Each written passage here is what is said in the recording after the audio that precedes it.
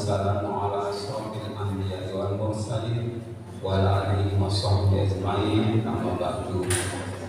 Baiklah, lagi dan lagi sampai kita tidak ada lagi, kita bersyukur kepada Allah Subhanahu wa taala atas nikmat karunia yang Allah anugerahkan kepada kita, nikmat iman, Islam sehat dan bisa duduk di dalam kajian agama pada pagi hari ini.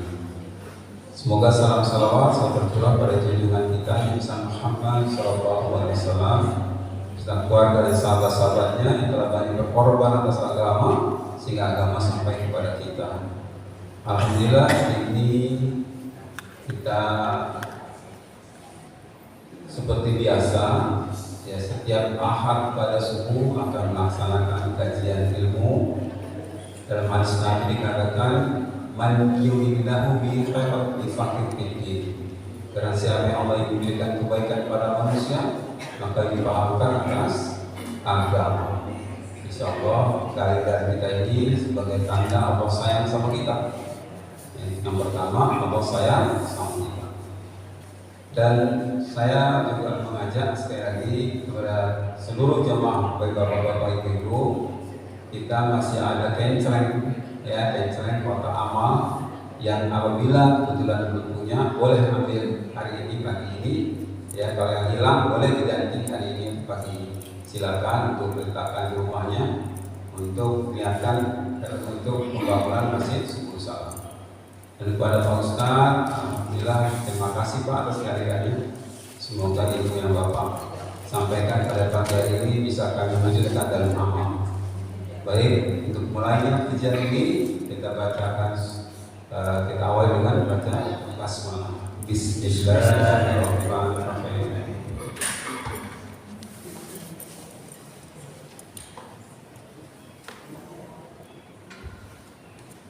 Bismillahirrahmanirrahim. Assalamualaikum warahmatullahi wabarakatuh.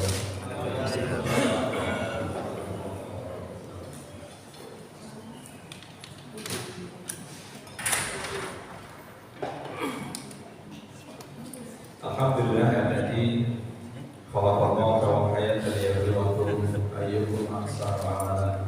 Asyhadu an la ilaha illallah wa asyhadu anna Muhammadan abduhu wa rasuluh.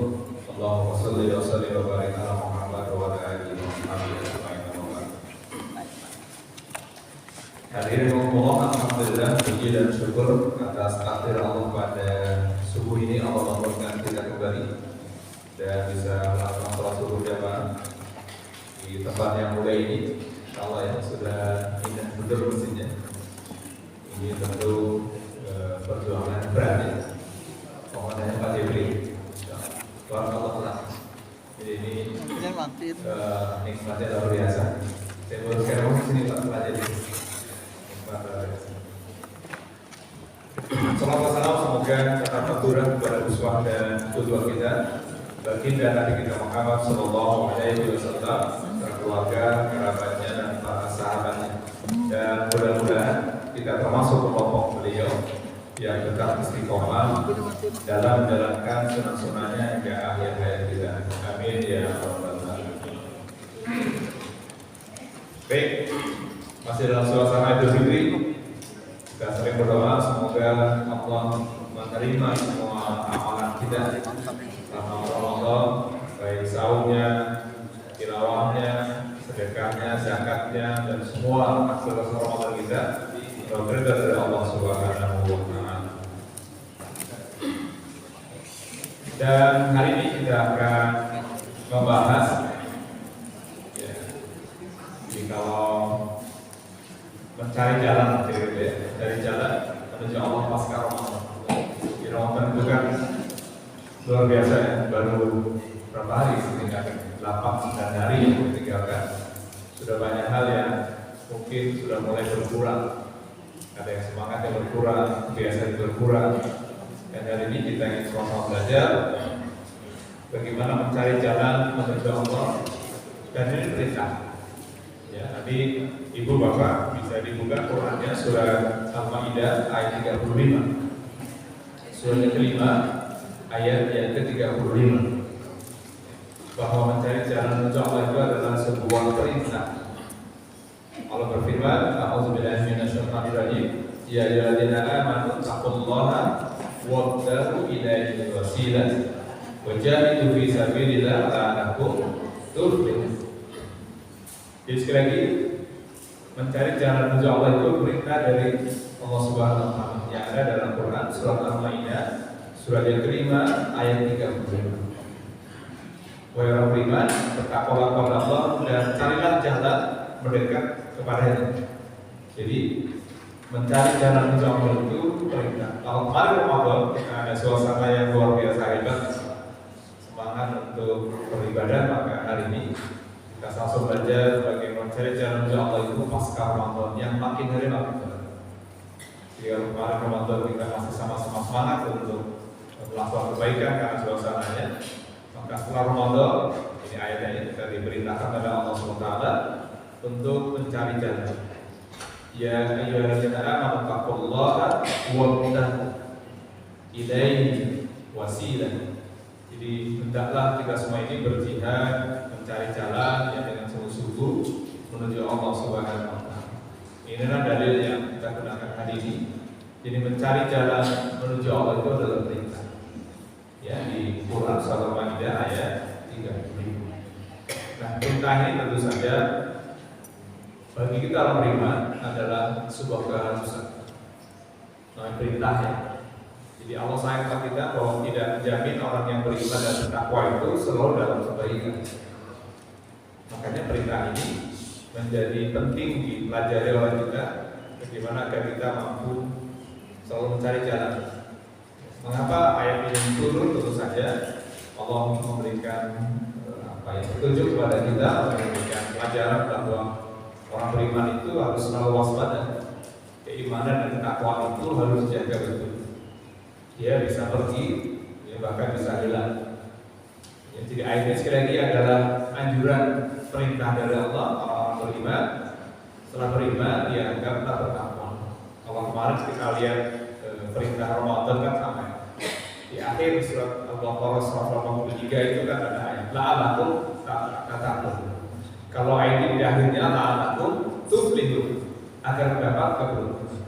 Maka beruntung itu orang beriman yang bertakwa dan selalu mencari jalan menuju Allah.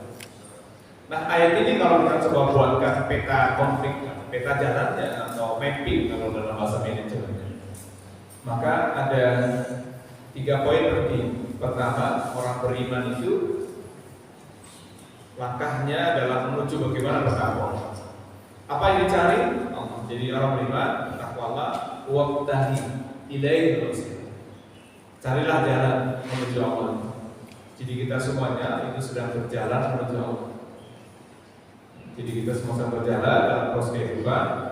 Mengapa ini penting? Karena dalam diri kita Allah akan berikan cobaan dalam keburukan dan kebaikan. Di surat ke-21 surat Al-Anbiya ayat 35. Kullu nafsin dha'iqatul maut wa nabluukum bisyarri wal khairi fitnah wa ilaina turja'un. Jadi dalam kehidupan kita ini sebelum kita mengalami kematian atau datang kematian itu ada cobaan baik keburukan maupun kebaikan. Maka karena tadi dalam kehidupan itu ada proses kehidupan yang selalu dinamis ya, kadang suka, kadang tidak dalam kehidupan ini, maka dari situlah Allah menyuruh kita untuk fokus menuju Allah Subhanahu wa taala. Jadi bagi orang beriman, perintah ini menjadi sebuah hal yang penting dan harus dilakukan dengan sebaik-baiknya. Karena tadi ya, tidak ada jaminan ternyata kita ini terlalu dalam komitmen pada Allah. Baik, jadi dalil tadi surat Al-Maidah itu kalau kita coba buatkan skema kira-kira begitu, maka orang beriman itu akan dicoba dalam kehidupannya dalam bentuk keburukan dan kebaikan. Jadi perintah di surat Al-Maidah itu kalau kita coba kembangkan lebih jauh mengapa ayat itu turun, karena di surat Al-Anbiya surat ke-21 ayat ke-35 kullu nafsin dha'iqatul maut, semua orang pasti akan mati, termasuk saya dan kita semua. Kemarin dalam Ramadan kita bikin program BIUS Pak, bimbingan Islam usia senja. Sebenarnya harusnya bisul, bimbingan usia lanjut gitu. Nah dari situ ada peserta, mereka memiliki komunitas Yayasan Tresna. Yayasan ini menampung yang penderita stroke, maka mereka mengatakan alumni stroke Indonesia. Alumninya. Dan kemarin akhirnya bikin pesantren lansia dari program itu. Mereka bercerita ada 3 kelompok di alumni stroke ini. Satu orang yang semangat sembuh, kedua apatis saja, ketiga justru malah ingin mengakhiri hidup. Dan mereka kemarin sudah ada yang mengakhiri. Maka begitu kita buat, ternyata kata kuncinya PBB merilis tahun 2016 70% orang stroke itu mengalami depresi. Dan rata-rata usianya sudah masuk kategori lansia, lanjut usia. Nah, maka ternyata yang jadi ketakutan, kenapa mereka takut? Mereka takut mati ternyata. Nah, mati itu sesuatu yang pasti, maka disebutkan dalam dia kullu nafsin dha'iqatul maut wa nabluukum bisyarri wal khairi fitnah wa ilaina turja'un. Jadi semua orang akan mati, Bapak Ibu. Dan sebelum mati itu dicoba dengan 2 tadi, bisyarri wal khairi, keburukan dan kebaikan. Dan kepada Allah akan kembali. Nah, kebanyakan kita masih takut mati. Di sini ada yang takut mati? Gak ada ya? Masa? Ada siap? Kalau siap kita mulai dari sini. Jadi tidak perlu takut, tapi harus siap. Maka tadi perlu waspada, maka jalan menuju Allah itu perintahnya baru. Baik, jadi ayat tadi bahwa orang beriman itu mengapa selalu bersiap untuk mencari jalan menuju Allah, karena banyak cobaan yang seringkali membuat orang jadi lupa. Apalagi belakangan ini Bapak Ibu, jangan di Indonesia, di Saudi sendiri sudah banyak orang yang menjadi ateis, yang tidak mau beragama. Alhamdulillah. Mengapa? Karena hidayah itu sangat mahal. Makanya saya sudah sampaikan di beberapa kesempatan, doa yang wajib dibaca oleh kita, karena kaitannya kita hanya punya 2 dalam kehidupan, antara rahmat Allah dan hidayah Allah. Dan doa ini sering dibaca oleh Allah semua, terutama yang kalau mau baca surat Al-Kahfi. Apa doanya? Rabbana atina min ladunka wa hayyi lana min amrina. Jadi jangan tinggalkan doa itu karena penting. Nyata hari ini itu banyak orang yang dengan gampangnya pindah agama menjadi ateis. Ya, ateis itu berarti mereka tidak percaya pada Tuhan, tidak perlu agama. Dan fenomena ini tidak hanya di Indonesia, itu pun sudah mulai banyak generasi muda mereka yang ateis. Baik, jadi disuruh dari jalan dan dengan sungguh-sungguh, maka tidak gampang ternyata yang menuju Allah. Nah, karena kita baru saja Ramadan, kita akan belajar mengevaluasi bersama kegiatan Ramadan kemarin yang sudah kita jalani bersama. Ya, jadi tadi di atas surat 5 ayat 35, kemudian kita coba lihat intisari dari Ramadan yang kita lakukan itu kan harapannya menjadi orang yang bertakwa. Nah, takwa. Di Ramadan itu kemudian kemarin kita sudah latih oleh Allah SWT dengan 5 latihan modal kehidupan. Latihan itu ada dalam Quran surat yang ketiga ayat yang ke-17. Apa latihan selama Ramadan kemarin? As-sabirina was-sadiqina wal-qanitina wal-mudfikina wal-mustahfirina bil ashar. Jadi selama kita Ramadan kali ini itu dilatih dengan 5 latihan. Dilatih sabar. Maka tadi ada proses kehidupan yang membuat kita kadang-kadang jadi tidak sabar. Ya, cobaan dalam kehidupan yang membuat banyak orang kemudian lupa diri dan akhirnya mengalami banyak hal yang negatif. Ada yang stres, ada yang mengalami depresi dan sebagainya. Maka subhanallah kemarin Ramadan kita coba mengkonekkan gitu ya, bahwa tadi di surat Al-Maidah itu Allah menyuruh kita untuk mencari jalan, maka jalan yang perlu kita evaluasi untuk modal ke depan adalah sudah ada bekal baru 9 hari kita tinggal. Tadi modal pertama adalah sabar, as-sabirin. Ini kan modal paling mahal. Ya, maka sabar itu gampang banget ucapin, tapi prakteknya sulit. Masih ingat nggak doanya? Doa bersabar ini kaitannya dengan tadi ayat ke-21, ayat 35, proses kematian. Jadi kullu nafsin dha'iqatul maut tadi ya, surat Al-Anbiya ayat yang ke-35. Semua orang akan mengalami kematian.